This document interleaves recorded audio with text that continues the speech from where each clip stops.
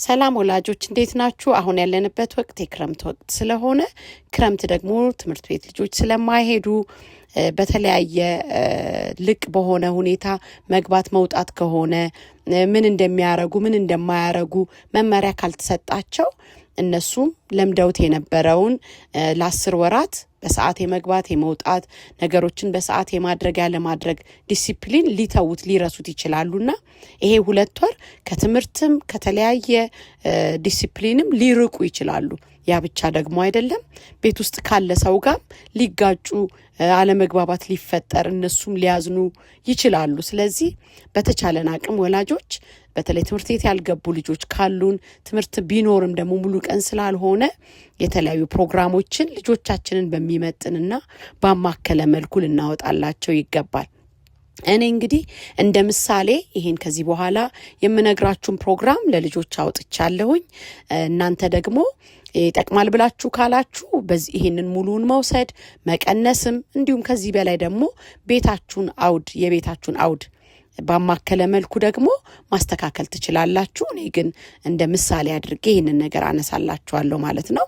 ጣዋት ምናልባት እስከ 2 ሰዓት እንዲተኙ ብንፈቅድላቸው 2 ሰዓት ላይ ግን መቀስቀስ አላርም ማድረግ ወይም ራሳቸው እንዲነሱ ማድረግ 2 ሰዓት ላይ እንዲነሱ እናደርጋቸውና በ30 ደቂቃ ውስጥ ሽንት ቤት መሄድ ሊሆን ይችላል ልብሳቸውን መቀየር ቢጃማቸውን ምናምን እናደርግና ከ2 ሰዓት ተኩል ጀምሮ እስከ 3 ሰዓት ድረስ ስፖርት መስራት ብንፈልግ ግቢ ውስጥ ሩጫ እንዲሮጡ ማድረግ ገመድ እንዲዘሉ ማድረግ የተለያየ ነገር ፑሽአፕ እንዲሰሩ ወይም ሌላ አለበለዛ ደግሞ በቲቪ ከፍቶ ወይም በፍላሽ አድርጎ ሙዚቃ የስፖርት የሚያሰሩ ሙዚቃዎችን ከፍቶ ቤት ውስጥም እንዲሰሩ ማድረግ ቢቻል ምንችል ከሆነ እኛ ወላጆች ከልጆቻችን ጋር አብረን መስራት አለበለዛ ቤት ውስጥ ያለ ሰው አብሯቸው እንዲሰራ ማድረግ ግን በጠዋት ስፖርት በመስራት ቀናቸውን እንዲጀምሩት እናደርጋለን ማለት ነው።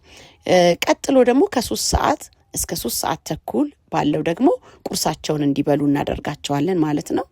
በዛ ሰዓት ገደብ ውስጥ ቁርሳቸውን በልተው ጥንቅቅ አድርገው መጨረስ አለባቸው።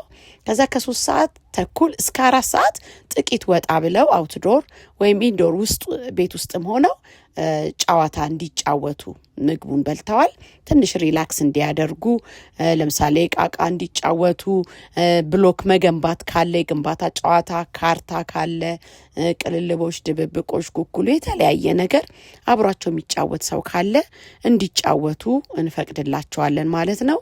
ከዛ ከ4 ሰዓት እስከ 5 ሰዓት ድረስ ለ1 ሰዓት ማለት ነው አንደኛ ክፍል የሆኑ ልጆች የሁለተኛን ክፍል ትምህርት ነርሰሪ የሆኑ ልጆች ቀጥሎ ያለውን ሁሉም ልጆች ግን ከፊታቸው ያለው መስከረም ላይ ጆይን የሚያደርጉበትን ክላስ ትምህርት እንዲያጠኑ እናደርጋቸዋለን። እንግሊሽ፣ ማትስ፣ አማሪክ፣ አፋን ኦሮሞ የምትፈልጉትን ልጆቻችሁ እንዲጠቅማቸው ማለት ግን ለምሳሌ ሰኞ ላይ አንዱን ሳብጀክት ቢያጠኑ ማክሰኞ ሌላውን ሳብጀክት ሮብ ሌላውን ሳብጀክት እያልን ግን በቀን 1 ሰዓት ከጠዋት 4 ሰዓት እስከ 5 ሰዓት እንዲያጠኑ ኖት እንዲይዙ እናንተም የምታዩት ቼክ የምታረጉት የምታርሙት ቤት ውስጥ ያለ ሰው እየተከታተላቸው የሚሰሩበት እንዲሆን ያንን እናደርጋለን ማለት ነው።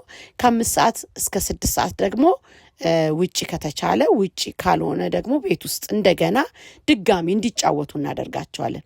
የሚጫወቱት ጨዋታ ግን በቃ ፕላን የተደረገ ለምሳሌ ሰኞ ላይ ምን ይጫወታሉ ማክሰኞ ላይ እናንተ ፕላን ታረጉላቸዋላችሁ ማለት ነውና ከጨዋታዎች መሃል ገመድ መዝለል ሊሆን ይችላል ሲዞ ሊሆን ይችላል እንግዲህ የዱሮውን ማለት ነው ብይ መጫወት ሊችሉ ይችላሉ መሬት ላይ አስምረው ቁጥር እየዘለሉ ጃምፕ እያደረጉ መጫወት ይችላሉ ሰኞ ማክሰኞ መጫወት ይችላሉ እንግዲህ የዱሮውን ነው ያነሳው ምነግራችሁ ኳስ መጫወት ይችላሉ ቮሊቦል ሊሆን ይችላል እግር ኳስ ቼዝ ቤት ውስጥ ካለ ዳማ ነገር በተለይ ቼዝ በጣም አእምሯቸውን ብሩህ እንዲሆን ያደርጋልና ብንችል የማይችሉ እንኳን ከሆኑ ከዩቲዩብ ላይ አይቶ ዳውንሎድ አድርጎ እንዴት እንደሚጫወቱ ማለማመድ። ከዛ እንደዛ እንዲጫወቱ ሪላክስ እንዲያደርጉ፣ ምክንያቱም አሁን የእረፍት ጊዜያቸው ነው። ሞር መጫወታቸው እነሱንም ደስ ያሰኛቸዋል፣ በርደን አይሆንባቸውም ማለት ነው። ከዛ በኋላ ከ6 ሰዓት እስከ 7 ሰዓት ደግሞ ምሳ ሰዓት ነው። ጀስት አላርም እየሞላን ሊሆን ይችላል፣ ወይም ታይም ኪፐር አስቀምጠን ሊሆን ይችላል። በሰዓት ውስጥ ነው እንዲቀሳቀሱ ማድረግ ያለብን። ይሄ ዲሲፕሊንን ያስተምራቸዋል።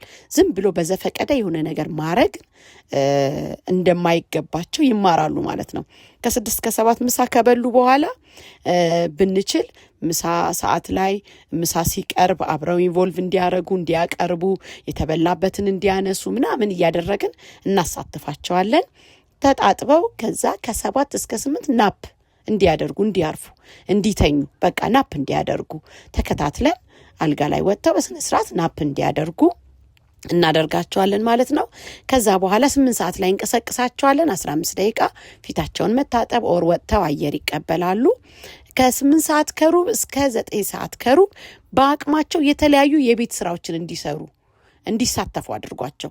ለምሳሌ ምሳ የተበላበትን እቃ ማጠብ ሊሆን ይችላል፣ ልብስ ማጠፍ ሊሆን ይችላል፣ ካልሲዎችን ማጠብ ሊሆን ይችላል፣ የውስጥ ሱሪዎችን ማጠብ ሊሆን ይችላል። እንዲሁም ሌላ ነገር እናንተ በቤታችሁ አውድ እንዲሰራ የምትፈልጉትን ፎሎ እያደረጋችኋቸው፣ ግን የቤት ስራ ውስጥ ምግብ መስራት ሊሆን ይችላል፣ ቀለል ያለ ነገር ማለት ነው። ዲዳምጡ ልታረጓቸው ትችላላችሁ፣ ወይ የሆነ እናንተ እየሰራችሁ ሄልፕ እንዲያደርጓችሁ ልታረጉ ትችላላችሁ። ግን የቤት ውስጥ ስራ ላይ ታሳትፏቸዋላችሁ ማለት ነው። ከዛ 9 ሰዓት ከ45 ወይም ሩብ ጉዳይ ለ10 እንጀምርና እስከ 10 ሰዓት ከ30 መጽሐፍ ቅዱስ ታሪኮችን እንዲያነቡ ብናደርጋቸው እንደ እምነታችን ማለት ነው ፎከስ እንዲያደርጉ። አሁን ለምሳሌ መጽሐፍ ቅዱስ የሚያነቡ ከሆነ ልጆች ታሪክን ማለት ለልጆች የተዘጋጁ ታሪኮች አሉና ከብሉይ ኪዳን ለምሳሌ የዳዊትና የጎልያድን ታሪክ፣ የኖህን፣ የዮሴፍን፣ የዳንኤልን ታሪክ እንዲያነቡ ማድረግ እንችላለን። ከአዲስ ኪዳን የኢየሱስን መወለድ፣ ከዛ ኢየሱስ በውሃ ላይ ሲሄድ የተለያዩ ታምራቶችን አድርጎ የለ እነዛን ታምራቶች፣ የደጉን ሳምራዊ ታሪክ፣ 10 ለምጻሞች የተፈወሱትን፣ የአልዓዛር እህቶች የማርያምና የማርታን፣ እንደዚህ የመሳሰሉ ነገሮችን እናንተ እንደምትፈልጉት ጋይድ እያደረጋችኋቸው ፕላን አድርጋችሁላቸው እንዲያነቡት አደርጉና ካነበቡት ውስጥ የወደዱትን ልባቸው ውስጥ የቀረውን የተገረሙበትን ነገር እንዲጽፉት ትነግሯቸዋላችሁ ማስታወሻ ይዘው። ከዛ በኋላ የጻፉትን ምሽት ላይ ማታ ለቤተሰብ እንዲያካፍሉ ማድረግ፣ እንዲጸልዩ ማበረታታት በጣም ወሳኝ ነገር ነው። ይሄንን ፈጽሞ ችላ ልንለው አይገባም እንደ ቤተሰብ ማለት ነው። ከዛ ከ10 ሰዓት ከ30 እስከ 11 ሰዓት የተለያዩ አሁን እጅ ስራዎች ሊሆኑ ይችላሉ፣ ዳንቴል መስራት ሊሆን ይችላል፣ ኦር ወረቀት ላይ ፔስት እየለጠፉ ክራፍቶችን እንዲሰሩ ማድረግ፣ በእንጨት በተለያየ ነገር ብቻ ክሬቲቪቲ የተለያየ ክሬቲቪቲዎችን እንዲሰሩ። እነሱ እስኪ ምን መፍጠር ትፈልጋላችሁ? ከለር ወረቀቶችን በማዘጋጀት መለጠፊያ፣ ግሉ ወይ የተለያየ ነገር ሰጣችኋቸው ልጆቹ የሆነ ነገር እንዲሰሩ እንዲያዘጋጁ እድል መስጠት ማበረታታት ያስፈልጋል። ከ11 ሰዓት እስከ 12 ሰዓት ከ30 ለ1 ሰዓት ተኩል ያህል ወክ ይዞ መውጣት ልጆቹን መንገድ ላይ። አሁን ጥሩ መንገዶች አሉ።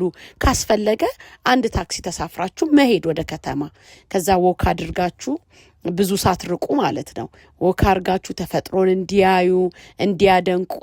ሮሜ 1:20 ላይ እንደዚህ ይላል፣ ፍጥረት ስለ ፈጣሪው ይናገራል ይላል።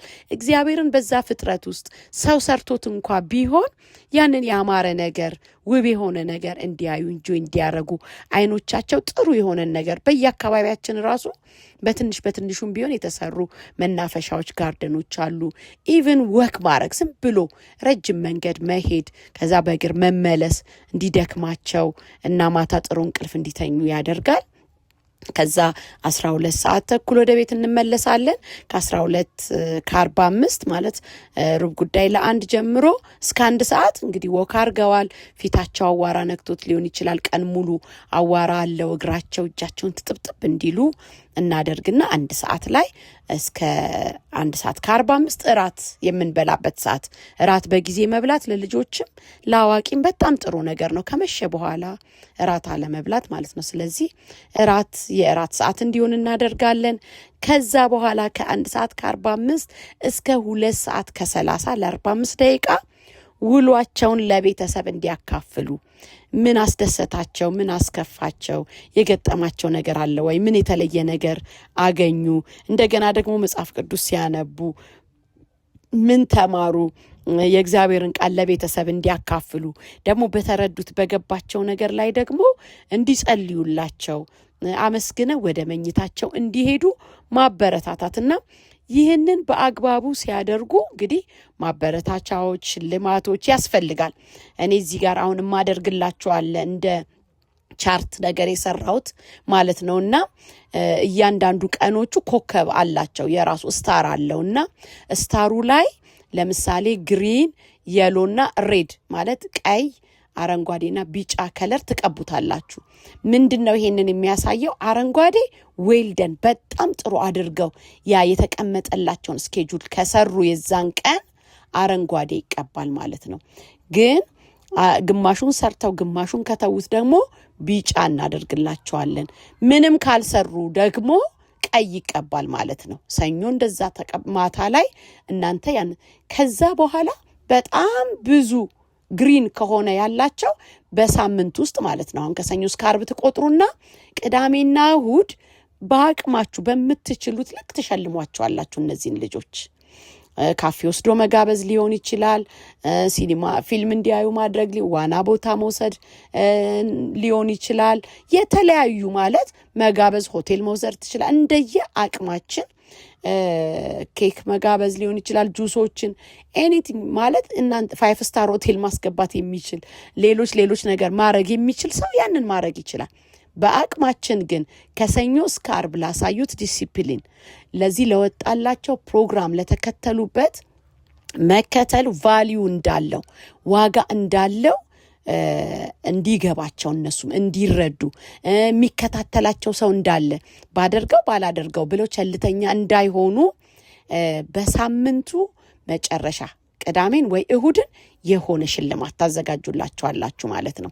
ይሄ እንግዲህ በሳምንት ነው። ቀጥሎ ግን ልክ ነሐሴ መጨረሻ ላይ የዚህ የክረምቱ ግምገማ በጣም ሌላ ትልቅ ሽልማት ዋንጫ ሊሆን ይችላል፣ ሰርተፍኬት ኢቭን ልታዘጋጁላቸው በጣም ኢዚ ነው። የሚገርማችሁ ልጄ እከሊት ልጄ እከሌ በዚህ የክረምት ጊዜ ውስጥ ባወጣሁል ፕሮግራም መሰረት በውጤታማነት ይሄን ስላደረክ እኔም ደግሞ ይሄን አይቼ አንተን በዚህ መልኩ በቃ ጎበዝ መሆንህን ይሄን ማረጋገጫ እኔ እናትክ እኔ አባትክ ወንድምክ እህት የፈለጋችሁት ብላችሁ ሰርቲፋይ ማድረግ ቀኑ ተጽፎ ማለት ነው።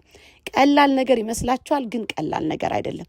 በክረምቱ የመጨረሻ ጊዜ ላይ ልዩ የሆነ ሴሌብሬት የሚያደርጉበት ልዩ ሽልማት ዋንጫዎችን ራሱ ገዝታችሁ የሆነ ነገር ልብስ መግዛት ሰርፕራይዝ ማድረግ በቃ ለዚህ ጉዳይ ብቻ ይሄ ግዴታችሁ ዩኒፎርም መግዛቱ ልብስ ጫማ መግዛቱ አይደለም። በዚህ ምክንያት ይሄንን ፕሮግራም በትክክል ኢምፕሊመንት ስላደረጉ የሚሸለሙት ሽልማት ሊኖር ይገባል። ያንን ታደርጋላችሁ ማለት ነው። ይሄን በማድረጋችሁ ልጆቻችሁን ዲሲፕሊን ታስተምሯቸዋላችሁ፣ ባህሪያቸው እንዲታረቅ ታደርጋላችሁ፣ መውጣት መግባታቸው የተጠና እንዲሆን ታደርጋላችሁ። እንዳይጣሉ ቤት ውስጥ ካለ ሰው ጋር እንዴት ይጣላሉ? ዲያር ቢዚ በቃ ፕሮግራማቸው ፊት ለፊት ይለጠፍላቸዋል። ስለዚህ በዛ ፕሮግራም ከስንት ሰዓት እስከ ስንት ሰዓት ቲክቲክ እየተደረገ ያንን ይከተላሉ። በጣም ትልቅ ውጤት እናንተም ታርፋላችሁ፣ እነሱም ይማራሉ። ቤት ያለውም ሰው ስራውን በአግባቡ ይሰራል ማለት ነው። በዚህ መልኩ ይሄንን ክረምት እናሳልፋለን። አመሰግናለሁ። እንደምትወዱት በጣም እርግጠኛ ነኝ። እንግዲህ ይሄንን ቪዲዮ ከወደዳችሁት ሰብስክራይብ ሳታረጉ ከሆነ እያያችሁ ያላችሁት ፕሊዝ ሰብስክራይብ አድርጉ። ሰብስክራይብ አድርጋችሁ ከሆነ የምታዩ ያላችሁት ላይክ አድርጉ። እንዲሁም ደግሞ ኮሜንት አድርጉ። ከወደዳችሁ ጥሩ ምክር ከሆነ ወይ ደግሞ ይሄ ቢታከልበት ይሄ ቢጨመርበት የሚል ሐሳብ ካላችሁ ደግሞ ኮሜንት አድርጉ። ለሌሎች ወላጆች ይጠቅማል ብላችሁ ደግሞ ካሰባችሁ ሼር አድርጉላቸው። አመሰግናለሁ።